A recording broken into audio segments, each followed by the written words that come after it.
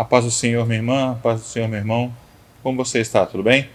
Evangelista Jackson, mais uma vez aqui para comentarmos sobre a lição deste domingo, a lição de número 3, que tem como título Cristo é superior a Moisés. Estamos nesse trimestre trabalhando a lição na Epístola aos Hebreus e acreditamos que o Senhor está abençoando nossas vidas e a graça e misericórdia dele está conosco. Vamos, antes de mais nada, meus queridos irmãos, fazemos uma oração para iniciarmos esta aula. Senhor meu Deus, muito obrigado, Senhor, pela oportunidade que o Senhor nos concede estar em sua presença. Obrigado, Senhor, por este momento de aprendizagem. Sim, Jesus, toca nossos corações, toca nossa alma, toca nossa mente, para que possamos, com sabedoria, compreendermos as suas sagradas escrituras e, a partir daí, vivermos cada dia melhor na sua presença. Esta é a minha oração, agora e para sempre. Amém. Meus irmãos, a lição fala sobre Cristo como superior a Moisés, e o tema básico, a Bíblia diz, encontra-se em Hebreus capítulo 3, versículo 1. Estamos trabalhando nesse processo, nesse trimestre, a cada domingo, um capítulo do livro de Hebreus. Já trabalhamos capítulo 1, capítulo 2, e neste domingo agora trabalharemos capítulo 3. A Bíblia diz, fala o seguinte: Por isso, santos irmãos, que participais da vocação celestial, considerai atentamente o apóstolo e sumo sacerdote da nossa confissão, Jesus. Para meditar, Cristo é o sumo sacerdote da nova aliança, que por sua morte alcançou o perdão dos pecados uma vez por todas. A lição, portanto, tratará de um assunto importantíssimo, que é Cristo como nosso sumo sacerdote, aquele sumo sacerdote perfeito, o bom pastor, aquele que deu a sua vida pelas ovelhas, aquele que veio aqui, foi martirizado, aquele que morreu por nós, é aquele sangue que foi derramado na cruz do Calvário, aquele sangue que nos traz a nova aliança no seu nome, nos tira da velha aliança e nos coloca na nova aliança, porque ele é o sumo sacerdote perfeito. Ele é melhor que Moisés, melhor que Arão, melhor que os personagens do Antigo Testamento, porque ele é filho de Deus e nele está a graça e a misericórdia. Portanto, essa é a nossa lição deste domingo. Meus amados irmãos em Cristo, estudaremos neste domingo a lição sobre Cristo como sumo sacerdote superior a Moisés. Ao estudarmos esse terceiro capítulo, começamos a ter uma compreensão do caminho que a carta se propõe realizar, qual seja a justificação em Cristo Jesus. Somos justificados pela fé, mas a fé vem de Cristo, portanto somos justificados em Cristo Jesus. E a justificação, ela vem dele para que, tanto a fé quanto a graça, para que não nos gloriemos em nossas vidas, mas entendamos que a partir dele nós somos cristãos, a partir dele nós somos salvos e a partir dele vivemos uma nova experiência de vida. Tanto o capítulo 1 quanto o 2 começam o processo de relato da superioridade de Cristo frente a seres e figuras importantes presentes nas Sagradas Escrituras. Esses dois primeiros capítulos, portanto, relatam Cristo como superior aos anjos, visto que a revelação feita por Cristo, o Filho de Deus, é superior à revelação dada a Moisés pelos anjos. E aqui já se começa a tatear a diferenciação entre Moisés e Cristo, cerne da narrativa do capítulo 3 até um pouco do capítulo 4.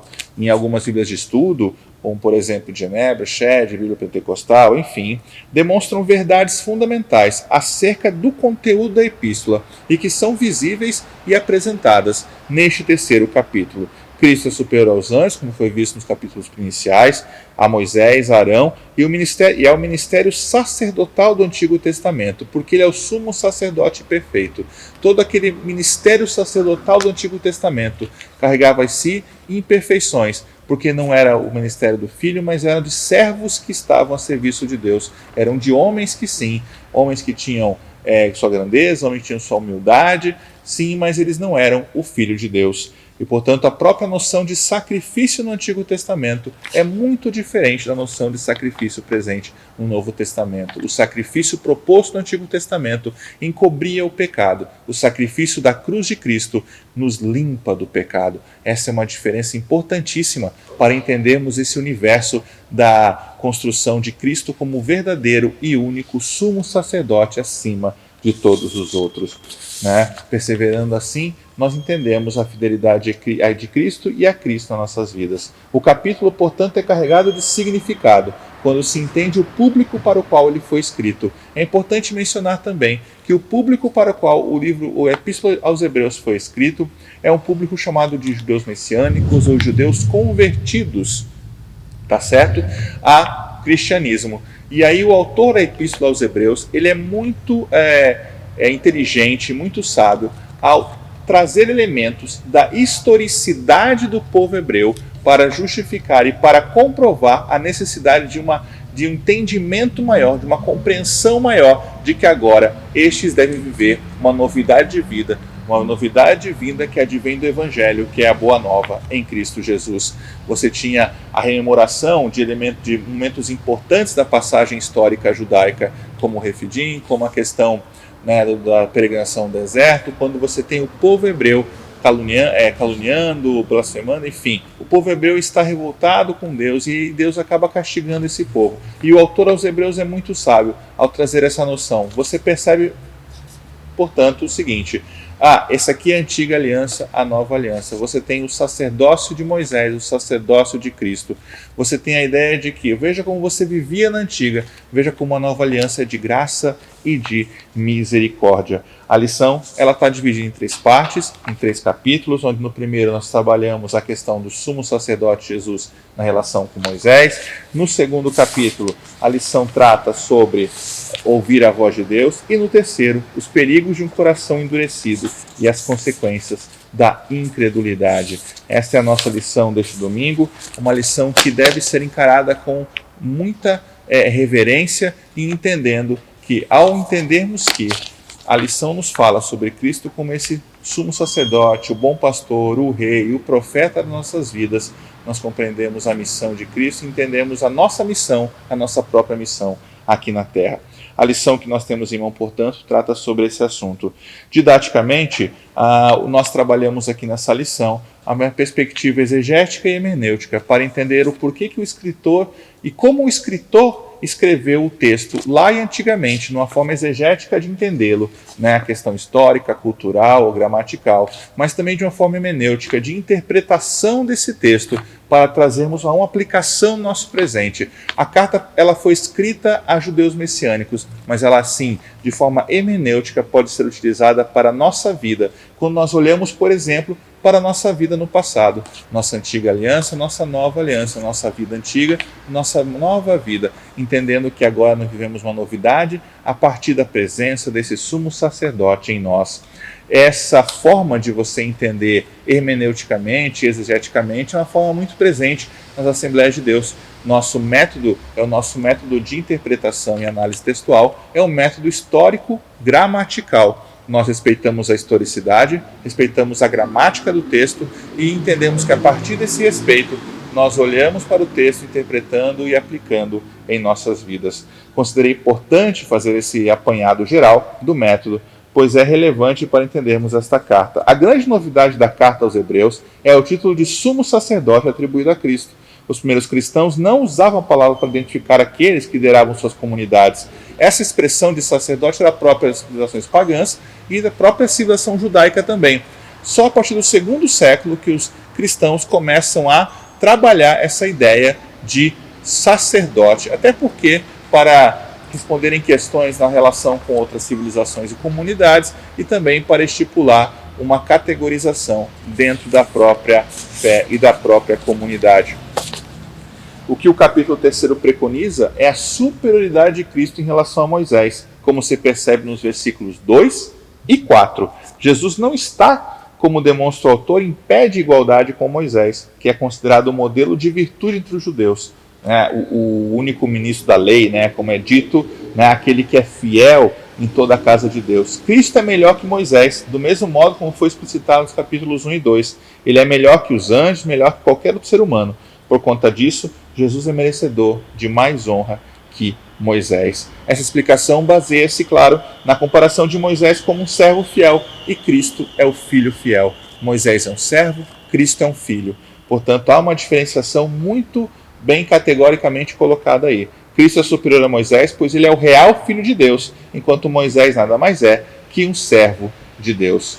Ele é o nosso Cristo, é o nosso sumo sacerdote que expiou o pecado do mundo, concedeu a este mundo a graça e a misericórdia, coisas que jamais o sacerdote da lei poderia conceber ou realizar. Jesus é o sacerdote plenamente identificado com o povo, em nada diferente, apenas na questão do pecado.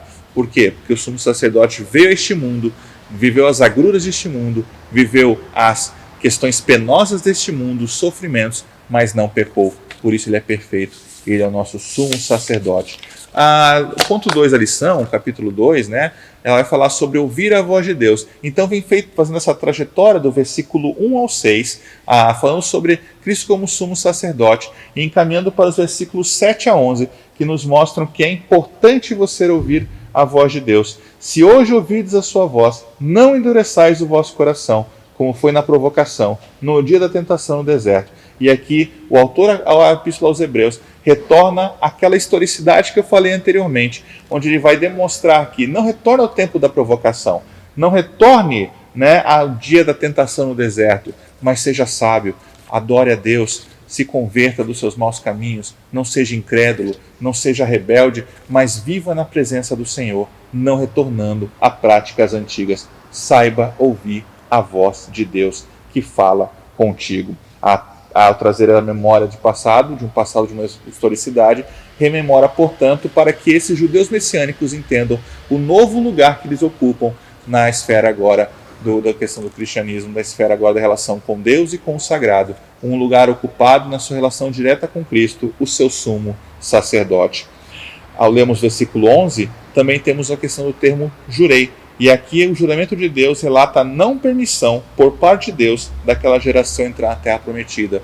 Houve, portanto, uma negligência, houve, portanto, uma incredulidade, houve, portanto, um coração endurecido, e esse coração endurecido pagou um alto preço, que foi não entrar na terra prometida. Que possamos, irmãos, nos quebrantarmos nosso coração, não termos mais um coração duro e fechado, mas que pela graça e misericórdia de Cristo que nos alcançou, nosso coração é mudado, é feito carne, para recebermos o Evangelho e estarmos presentes e próximos do trono de Cristo, presentes e próximos da figura de Cristo, que ela é poderosa, amável e nos acolhe. E assim, quebrando esse coração, estejamos próximos, vivenciando a graça e misericórdia e, claro, pelo sangue derramado na cruz do Calvário, que nos liberta e nos limpa de todo pecado.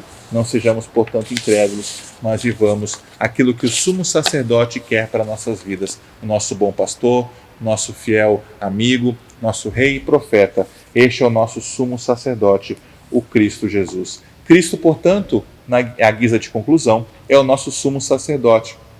Nos debruçamos no capítulo 3 da Epístola aos Hebreus, entendendo a importância da nova aliança e como Cristo é superior a Moisés. Essa superioridade advém, entre outros pontos, de uma própria hierarquização entre Jesus e Moisés. Moisés é servo, Jesus é filho. Moisés foi testemunha daquele que haveria de vir. A lei mosaica era uma sombra que apontava para o bem vindouro na figura de Cristo. Não há, portanto, sumo sacerdote maior que Cristo. E que possamos, irmãos, entender essa palavra, vivendo nas Sagradas Escrituras, vivendo a partir das Sagradas Escrituras e do Evangelho, a boa nova de salvação e graça para nossas vidas. Que Deus o abençoe, que você tenha uma ótima semana em Cristo Jesus e até mais. Tchau, tchau.